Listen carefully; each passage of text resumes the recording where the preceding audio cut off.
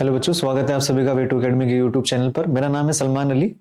बच्चों, आज हम पढ़ने वाले हैं कॉम्प्लेक्स नंबर का एक छोटा सा इंपॉर्टेंट टॉपिक, जिसका नाम है हमारा क्या, argument of a complex number. ठीक है ना, आर्ग्यूमेंट या एम्पलीट्यूड के नाम से ये जाना जाता है। अब बात करते हैं कि आर्ग्यूमेंट या एम्पलीट्यूड जो भी कुछ है ये हमारा, उससे पहले मैं तुमको एक छोटी सी बात समझाना चाहूंगा। तो छोटी सी बात क्या है बच्चों, देखो एक बात ये ध्यान रखनी है तुमको कि मॉडुलस भी आपका कुछ हुआ करता था, है ना। Modulus of a complex number, जो भी आपका कॉम्प्लेक्स नंबर होता है उसका मॉडुलस क्या होता है। जनरली हम z को किससे रिप्रेजेंट करा करते थे, z इक्वल टू हमारा x प्लस आयोटा y, अगर कोई भी हमारा कॉम्प्लेक्स नंबर रखा हुआ है और आप इस केस में अगर अभी इसका मॉडुलस निकाल करके इसको देना चाहो तो आप इसको क्या लिखोगे, root under x square plus y square, इस तरीके से इसको लिख करके दे दोगे। अब कुल मिलाकर के ज्योमेट्रिकली अगर देखा जाए कि मॉडुलस आपका जो भी कुछ होता है वो रिप्रेजेंट किसको करता है, तो आप यहां पर बता सकते हो सिंपली ये चीज कि जो भी आपका मॉडुलस होता है वो कॉम्प्लेक्स नंबर का एक लेंथ होता है, कहां से, ओरिजिन से मेजर करने पर।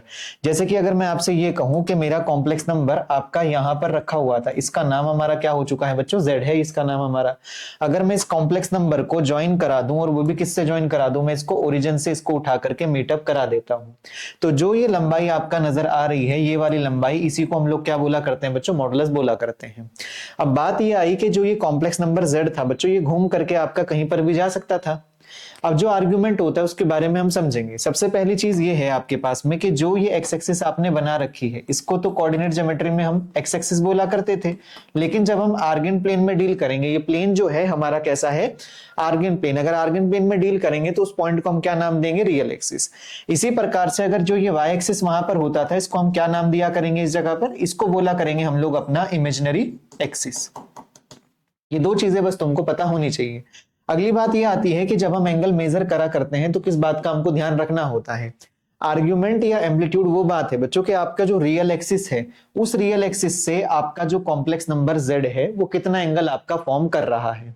अगर मैंने इसको देखा कि ये एंगल मेरा कितना फॉर्म कर रहा है, इस जगह पर थीटा आपका फॉर्म कर रहा है, तो इस जगह पर जो ये थीटा होगा, इसी को आप लोग क्या नाम दोगे, अपना आर्ग्यूमेंट या एम्पलीट्यूड, इसको अपना नाम दिया करोगे। ठीक है।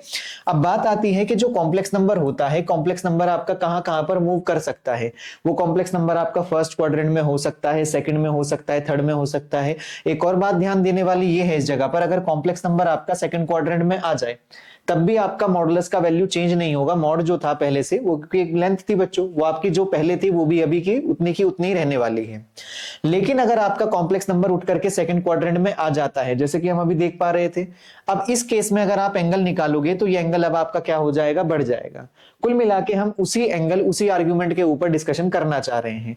तो पहली चीज हमारे पास में ये है इस जगह पर बच्चों के, आपका जो पहला पॉइंट है, तो ये ध्यान रखना है कि argument of a complex number होता क्या है, angle subtended by complex number with respect to real axis. जो भी रियल एक्सिस के साथ वो पॉजिटिव डायरेक्शन में एक्स एक्सिस के साथ आपका एंगल बनाएगा, उसी को हम लोग अपना क्या बोला करेंगे, आर्ग्यूमेंट बोला करेंगे। पहली बात ये है कि जब आपका z जो है, when z equal to x plus iota y, ये किस क्वाड्रेंट में लाई कर जाए बच्चों, आपका लाइज इन आपका फर्स्ट क्वाड्रेंट। ये आपका फर्स्ट क्वाड्रेंट में इस जगह पर अगर आपका ये लाई कर जाए, तब आपका केस क्या होगा।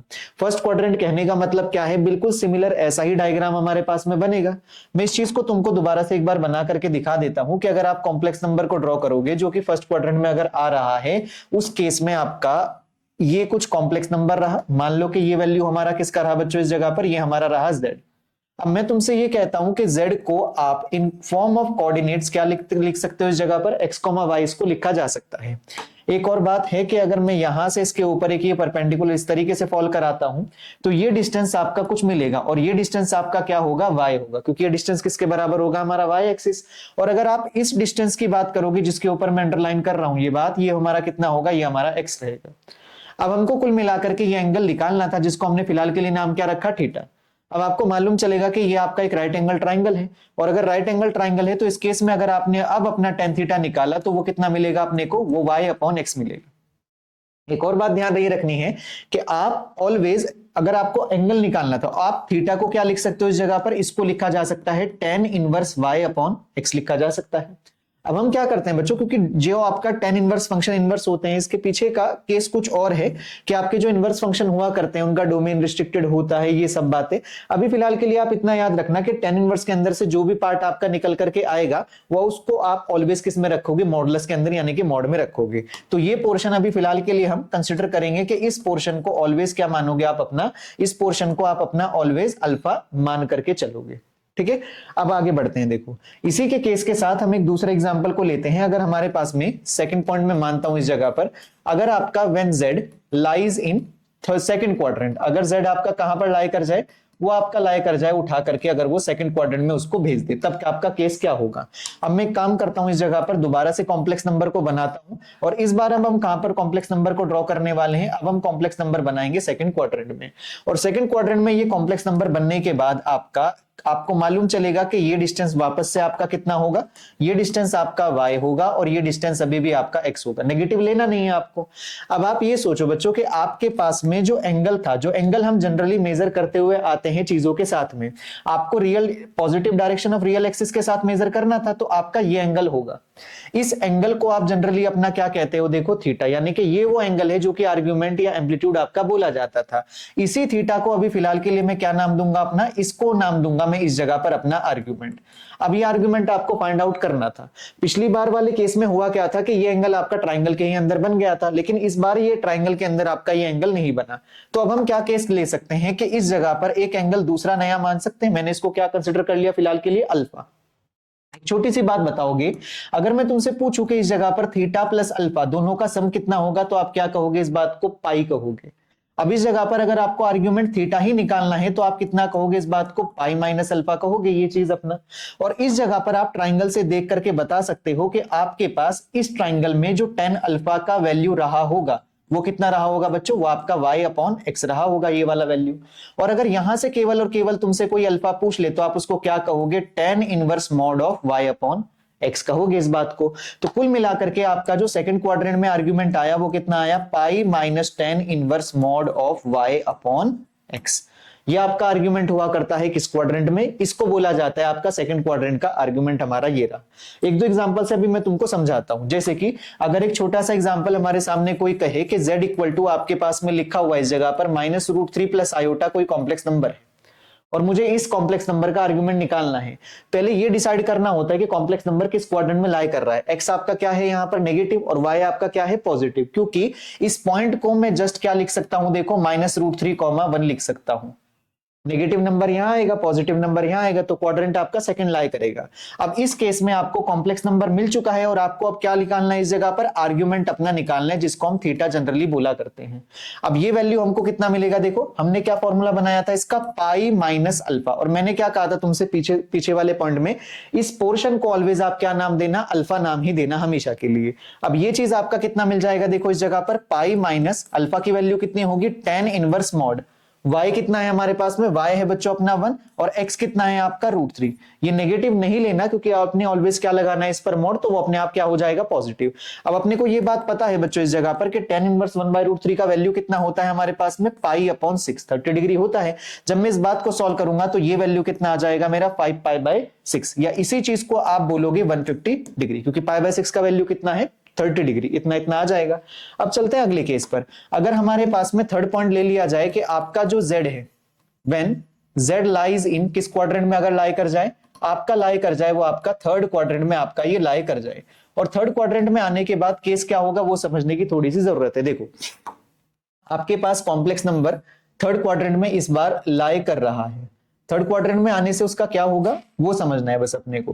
थर्ड क्वाड्रेंट में बस अब तुमको एक नई बात और पता चलेगी कि दो नए वर्ड्स तुम्हारे सामने आएंगे। एक वर्ड को सिंपली हम आर्गुमेंट कहेंगे और दूसरे वाले को हम लोग नाम क्या रखेंगे बच्चों, प्रिंसिपल आर्गुमेंट। इसी चीज को कंफ्यूजन को दूर करना है तुमको। अब देखो मान लो कि वापस से ये चीज आपका दोबारा से मीट कराया जा रहा है, ये चीज अपना वापस से कोई कॉम्प्लेक्स नंबर अपना z था, साथ ही साथ में ये वाली वैल्यू आपकी y थी और ये वाली वैल्यू आपकी कितनी रही, x रही। ये पूरा डिस्टेंस हमारा x था। अब आपसे कोई पूछे कि आर्गुमेंट आपका क्या होगा, तो आपने कहा था कि हम तो positive direction of x axis से मेजर करेंगे। आप इसको मेजर करते हुए इस तरीके से आओगे, इस तरीके से। और इस चीज को अगर आपने फिलहाल के लिए नाम दे दिया यहां पर इस जगह पर थीटा, मान लेता हूं मैं एक बार को इसको थीटा, तो आप ऊपर से मेजर कर रहे हो इस बात को। लेकिन अगर इसी चीज को कोई मेजर कर जाए किस तरीके से, बिलो एक्स एक्सिस, इस तरीके से इसको मेजर कर जाए, तो क्या ये एंगल नहीं होगा? क्योंकि हम मेजरमेंट तो कहां से ले रहे हैं, positive direction of real axis से ही ले रहे हैं। अब बात यह आती है बच्चों कि अगर आप मूवमेंट अपना हमेशा ऑलवेज कैसा रख रहे हो, एंटी क्लॉकवाइज डायरेक्शन, यानी कि घड़ी के विपरीत चल रहे हो, तो इस वाले पोर्शन में देखो आपने ज्यादा एंगल कवर किया है। जिस वाले पोर्शन में आपने ज्यादा एंगल कवर किया है बच्चों, इसको तो बोला जाता है आपका क्या, आर्ग्यूमेंट। इसको तो हम ऑलवेज नाम क्या रखेंगे अपना, आर्ग्यूमेंट। और जो दूसरे वाला पोर्शन है आपका जिसमें कि रास्ता आपको कम कवर करना पड़ा, इसको बोला जाता है आपका प्रिंसिपल आर्ग्यूमेंट। बस दोनों में डिफरेंस छोटा सा ये है बच्चों कि आपका प्रिंसिपल आर्ग्यूमेंट आता है केवल और केवल थर्ड और फोर्थ क्वाड्रेंट में। अब इस जगह पर एक और बात कर लेते हैं। यहां पर ये एंगल जो है, जो ट्राइंगल के अंदर बन रहा है, इसे फिलहाल के लिए हम अल्फा नाम दे सकते हैं। आप कहोगे बिल्कुल नाम दे सकते हैं। तो इस हिसाब से अगर मैं आर्ग्यूमेंट की वैल्यू पूछूं, क्योंकि आर्ग्यूमेंट तो पहले से चलता हुआ आ रहा है, कहां से चलता हुआ आ रहा है, इतना, और इतनी चीज का वैल्यू कितना है तुम्हारा, पाई। तो कुल मिलाकर के हमारा आर्ग्यूमेंट का वैल्यू कितना आ जाएगा बच्चों, अपना पाई प्लस में अल्फा। ये वैल्यू हमारा आर्ग्यूमेंट का आएगा। अब बात आती है इस नीचे वाले पोर्शन के लिए। फिलहाल के लिए मैं एक काम करता हूं कि जो मेरा प्रिंसिपल आर्ग्यूमेंट है उसको मैंने कितना मान लिया, इधर पर थीटा अपना कंसिडर कर लिया है। अब आप ये बताओ कि थीटा प्लस अल्फा दोनों को जोड़ने पर, मैं लिख देता हूं इस जगह पर, आपका थीटा और अल्फा दोनों को जोड़ने पर वैल्यू कितना आएगा, देखो आपका पाई आएगा। और मैं आपसे पूछूं कि मुझे तो प्रिंसिपल आर्ग्यूमेंट चाहिए, तो आप क्या कहोगे, थीटा बराबर पाई माइनस अल्फा, इस चीज को आप नाम दोगे। लेकिन अब ध्यान देना, हम जो एंगल मेजर कर रहे हैं वो कैसे मेजर कर रहे हैं, आपका क्लॉकवाइज मेजर कर रहे हैं। और ट्रिग्नोमेट्री में हम ये चीज जानते हैं कि जब भी आपका एंगल क्लॉकवाइज मेजर होगा तो साइन कन्वेंशन के अकॉर्डिंग आपको बाहर क्या लगाना पड़ेगा, माइनस साइन। तो इस जगह पर अपने को एक और माइनस साइन बाहर पर इंक्लूड करना पड़ेगा। और ये चीज आपकी क्यों आ रही है, क्योंकि जो एंगल मेजर हो रहा है, जो आपका मेजरमेंट है किसका, देखो मेजरमेंट जो है आपका, मेजरमेंट ऑफ एंगल क्या है तुम्हारे पास में, मेजरमेंट ऑफ एंगल जो है तुम्हारा वो आपका क्लॉकवाइज है, इस क्लॉकवाइज। अगर वो कभी भी आपका क्लॉकवाइज चलेगा तो एंगल को आपको क्या रखना पड़ेगा, नेगेटिव रखना ही पड़ेगा। अब बात ये आई कि इस जगह पर आपको प्रिंसिपल आर्ग्यूमेंट निकालना पड़ जाए, तो माइनस साइन अंदर भेजोगे, तो कुल मिलाकर के जो आपका प्रिंसिपल आर्ग्यूमेंट आने वाला है, उस प्रिंसिपल आर्ग्यूमेंट की वैल्यू कितनी आ जाएगी आपकी, ये आ जाएगी अल्फा माइनस पाई। ये छोटा सा पॉइंट आपको ध्यान रखना है थर्ड क्वाड्रेंट के लिए। अब मैं एक छोटा सा एग्जांपल लेता हूं इस जगह पर, मैंने लिख लिया बच्चों इसको एग्जांपल के तौर पर, z इक्वल टू, बहुत छोटी सी चीज एक कंसिडर कर लेते हैं इधर पर, माइनस का √3 और माइनस का आयोटा। ये मैंने माना, ये कॉम्प्लेक्स नंबर हमारा थर्ड क्वाड्रेंट में लाई कर रहा है। क्यों? क्योंकि इस जगह पर आप देख पाओगे कि जो इसका x है वो भी नेगेटिव है और जो इसका y है वो भी हमारा नेगेटिव रखा हुआ है। अब तुमसे पूछेगा कि आर्ग्यूमेंट बताओ, जब आपसे पूछेगा बच्चों इस जगह पर कि आप अपना आर्ग्यूमेंट बताओ, केवल केवल आर्ग्यूमेंट या एम्पलीट्यूड बोल दे, तो उस केस में आप क्या लिखोगे इस जगह पर, पाई प्लस अल्फा। और पाई प्लस अल्फा का मतलब क्या होगा, देखो पाई प्लस अल्फा को मैं क्या लिखूंगा, pi plus tan inverse mod of y upon में x, यानी कि 1/√3। वापस से tan इनवर्स 1/√3 का वैल्यू कितना कहोगे आप अपना, पाई बाय 6। तो ये वाला वैल्यू बनेगा तुम्हारा पाई प्लस पाई बाय 6, यानी कि फाइनली इसका आंसर आ जाएगा मेरा 7 पाई अपॉन 6। डिग्री में लिखना चाहो तो लिख सकते हो। और इसी पोर्शन में अगर तुमसे कोई पूछ लेता कि भैया तुम बताना इस जगह पर अपना प्रिंसिपल आर्गुमेंट, तो प्रिंसिपल आर्गुमेंट का वैल्यू होता क्या है हमारा, फॉर्मूले के अकॉर्डिंग हम जा सकते हो आप लोग, ये आ जाएगा तुम्हारा अल्फा माइनस पाई। और अल्फा का वैल्यू जो हुआ करता है वो कितना है मेरा, अल्फा, यही तो है, ये वाला पोर्शन कौन है मेरा, ये अल्फा है। तो अल्फा का वैल्यू कितना है मेरे पास में, पाई अपॉन 6 में से किसको सब्ट्रैक्ट करोगे आप, पाई को। तो कुल मिलाकर के ये आंसर कितना आ जाएगा हमारा, -5 पाई बाय 6। तो इस तरीके से हम कॉम्प्लेक्स नंबर देख पा रहे हैं कि थर्ड क्वाड्रेंट में इतना होता है। बस एक लास्ट कॉम्प्लेक्स नंबर जल्दी से डील कर लेते हैं। फोर्थ पॉइंट हमारा कि अगर हमारा z कहां पर लाई कर जाए, इफ z लाइज इन कौन से क्वाड्रेंट में, फोर्थ क्वाड्रेंट। अगर अब हमारा ये कहां पर आ गया है, फोर्थ क्वाड्रेंट में अगर हमारा कॉम्प्लेक्स नंबर आ जाता है तो उस केस में क्या होगी वैल्यू हमारी। अब हम एक बार वापस से एक बार बना लेते हैं क्वाड्रेंट जहां पर हमारा कॉम्प्लेक्स नंबर लाई करेगा। ये हमारा कॉम्प्लेक्स नंबर की वैल्यू रही, ये हमारा मॉडुलस था, ये हमारा मॉडुलस आ गया z, इसको हमने बोल दिया है, ये आ गया हमारे पास में z।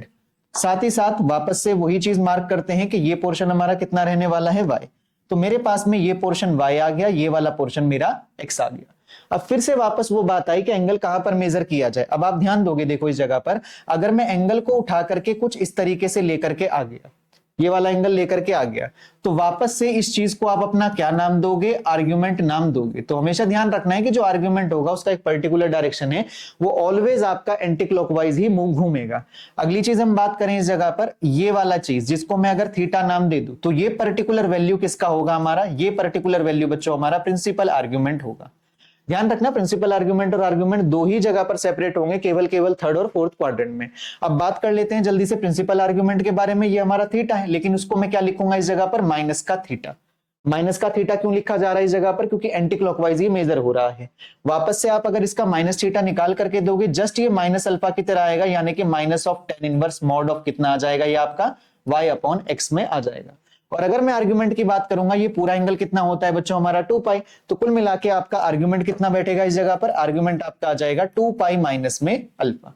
तो इसको एज अ फॉर्मूले भी तुम ध्यान रख सकते हो। बस एक लास्ट क्वेश्चन इसके ऊपर पकड़ लेते हैं हम लोग। अगर हमारे पास में कोई भी कॉम्प्लेक्स नंबर आ जाए, फॉर एग्जाम्पल हमने ले लिया इस जगह पर 1 माइनस आयोटा, कोई कॉम्प्लेक्स नंबर ले लिया, ये कॉम्प्लेक्स नंबर हमारा कहां पर लाई कर रहा है, 1 कॉमा माइनस 1, यानी कि ये हमारा फोर्थ क्वाड्रेंट में लाई करा। अब इस जगह पर तुमसे वो पूछेगा कि तुम अपना बताओ इस जगह पर आर्ग्यूमेंट, तो आर्ग्यूमेंट के लिए आप क्या कहोगे इस जगह पर, 2 पाई माइनस अल्फा। इसको जस्ट एक फॉर्मूले की तरह ध्यान रख सकते हो। तो आपके पास ये कितना बनेगा, 2 pi minus 10 inverse mod of 1 upon 1 बनेगा, और ये वैल्यू कितनी बैठेगी, पाई बाय 4। तो 2 pi minus pi by 4 value solve करके कितना आ जाएगा हमारा, ये 7 पाई बाय 4।